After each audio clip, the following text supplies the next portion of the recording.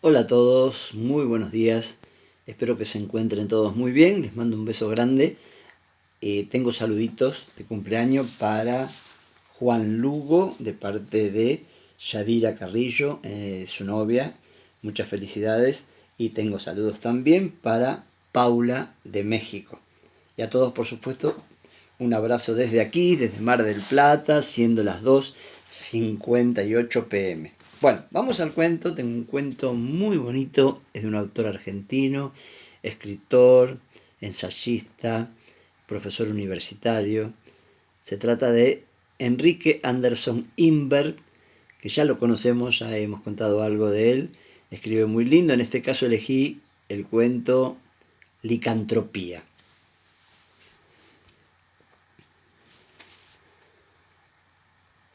Me trepé al tren justo cuando arrancaba.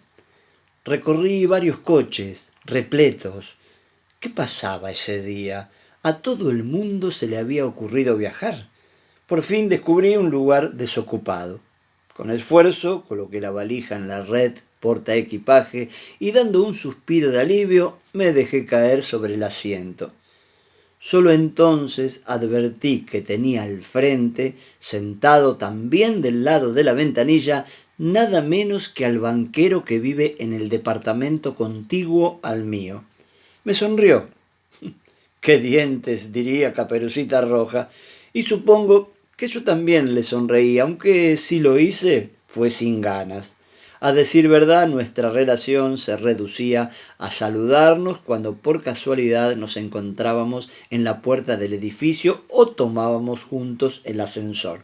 Yo no podía ignorar que él se dedicaba a los negocios porque una vez, después de felicitarme por el cuento fantástico que publiqué en el diario, se presentó tendiéndome una tarjeta. Rómulo Genovesi, doctor en ciencias económicas, y me ofreció sus servicios en caso de que yo quisiera invertir mis ahorros. Usted, me dijo, vive en otro mundo. Yo vivo en este, que lo tengo bien medido a palmos, con que ya sabe si puedo serle útil. En otras ocasiones, mientras el ascensor subía o bajaba 18 pisos, Genovesi me habló de las condiciones económicas del país, de empresas, bancos, intereses, pólizas, mercados y mil cosas que no entiendo.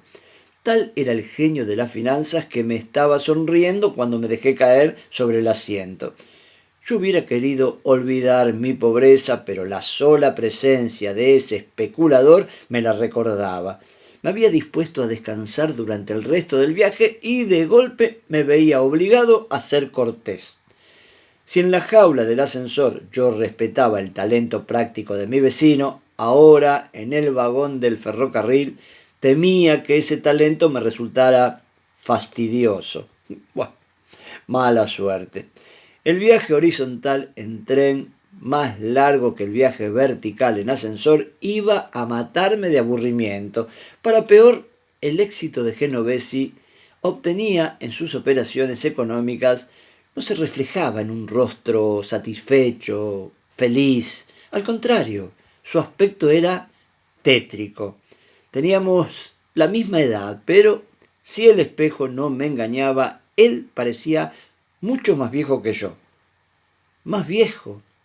Bueno, no era eso, era algo, ¿cómo diré? Algo misterioso.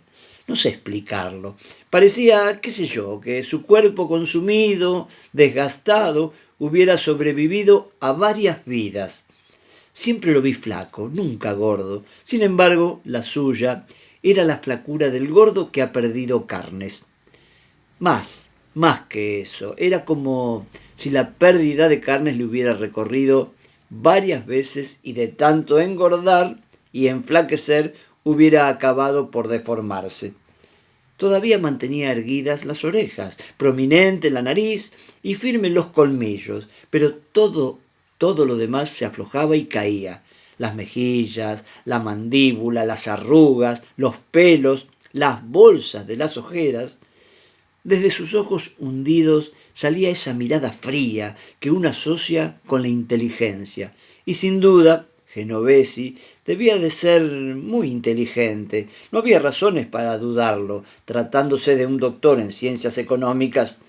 Lo malo era que esa inteligencia, ducha en números, cálculos y resoluciones afectivas, a mí siempre me aburrían.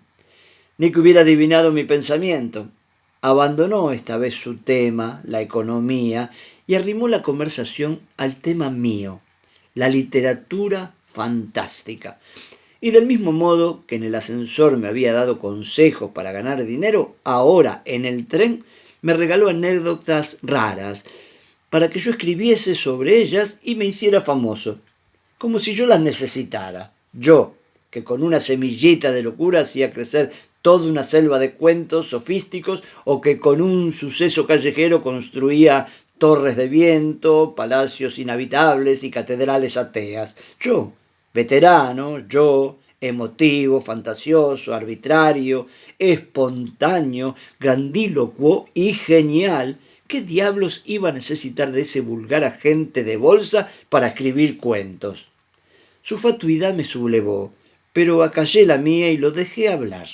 Su monólogo tuvo forma de espiral. La primera vuelta fue poco imaginativa. Se limitó a proponerme que yo escribiera un cuento sobre el caso rigurosamente verídico de dos hermanos siameses unidos por la espalda que fueron separados a cuchillo en el quirófano del sanatorio Güemes. Cada uno de ellos, para no sentir dolor durante la operación, había convocado por telepatía a un anestesista diferente. Uno de los siameses llamó a un hindú, que lo hizo dormir, y el otro llamó a un chino, que le clavó alfileres.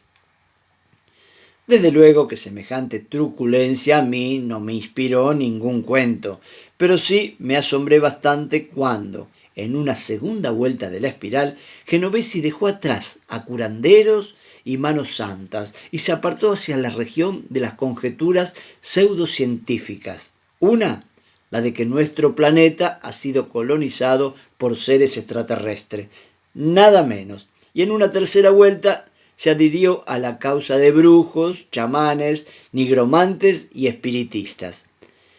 Por rara coincidencia, a medida que Genovesi incurría en el oscurantismo, la oscuridad del anochecer iba borrándole la cara.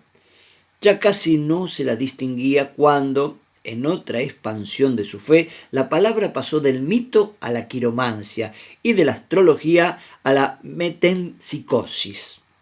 No paró allí. En las siguientes espiras de su monólogo, Genovesi se alejó hacia lo que está oculto en el más allá. Él, que como economista jamás hubiera firmado un cheque en blanco, extendía el crédito a cualquier milagrería. Aprovechándose de las críticas a la razón que la limitan a conocer meros fenómenos, postulaba que debía de haber facultades irracionales y extrasensoriales capaces de conocer la realidad absoluta, y de su axioma deducía que hay que estar predispuesto a creer que aún lo increíble es posible. Posible era que el hombre pudiera vivir en tiempos cíclicos, paralelos o revertidos. Posibles eran las reencarnaciones y las telequinesias, la premonición, la levitación, el tabú y el vudú.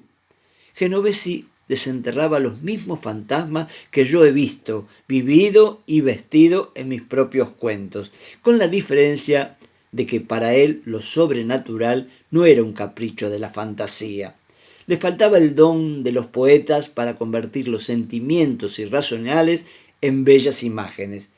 ¿Cómo explicarle a ese crédulo que la única magia que cuenta es la de la imaginación que impone sus formas a una amorfa realidad sin más propósito ni beneficios que el de divertirnos con el arte de mentir? Y aún esa imaginación no es espontánea, pues solo vale cuando se junta con la inteligencia. Genovesi sería muy hábil en sus tejemanejes con los bancos, pero en su comercio de ficciones conmigo, el pobre emergía de pantanosos sueños con el delirio de un neurótico, la inocencia de un niño y el miedo de un salvaje. Aceptaba todo menos la razón. cuando por ahí, sin saberlo ni quererlo, me lo dio por la frase una muñana: la razón es antivital. Tuve que reprimir las ganas de retrucarle con la frase orteguiana: el hombre salió de la bestia y en cuanto descuida su razón, vuelve a bestializarse. Gracias a que todavía no habían encendido las luces del vagón, la noche del campo, una noche sin luna y sin estrellas, penetró por las ventanillas y reinó adentro tanto como afuera. De no ser por la voz, yo no habría estado seguro de que ese bulto enfrente de mí seguía siendo Genovesi, hasta que el tren se acercó a aquella ciudad perdida en la pampa y faroles a los lados de las vías empezaron a perforar la oscuridad. Cada destello alumbraba a Genovesi por un instante, mientras el discurso continuaba desenvolviendo la espiral de supersticiones. Su rostro reaparecía y desaparecía, y cuando reaparecía ya no era igual. Genovesi se transfiguraba. Los intermitentes resplandores que desde los costados del tren en marcha alteraban sus facciones coincidían con los saltos que la voz daba de una creencia a otra. Lo que yo veía y lo que yo oía se complementaban como en el cine, y en el film era una pesadilla. En eso entramos en un túnel, más tenebroso aún que la noche, y Genovesi fue solamente una voz que me sonó extrañamente ronca. Esa voz se puso a contarme que hay hombres que se convierten en lobos. Bah, el cuentito del licántropo, le dije. Lo contó Petronio en el Satiricón. No, no. Y su voz salió de la tiniebla misma. Déjese de licántropos griegos. En la provincia de Corrientes los llamamos lobisones. Le aseguro que existen. Aúllan en las noches sin luna como esta y matan. Lo sé. Lo sé por experiencia. Créame. Matan. Entonces sucedió algo espeluznante. Los pelos a mí o a él se me pusieron de punta cuando al salir del túnel y entrar en la estación los focos iluminaron de lleno la cara de Genovesi. Espantado, noté que mientras repetía «Créame, lo sé, el lobizón existe», se metamorfoseaba, y cuando terminó de metamorfosearse, vi que allí, acurrucado en su cubil, el genio de las finanzas se había convertido en un grandísimo tonto. Qué cuento, ¿no? Enrique Anderson Imber, Licantropía.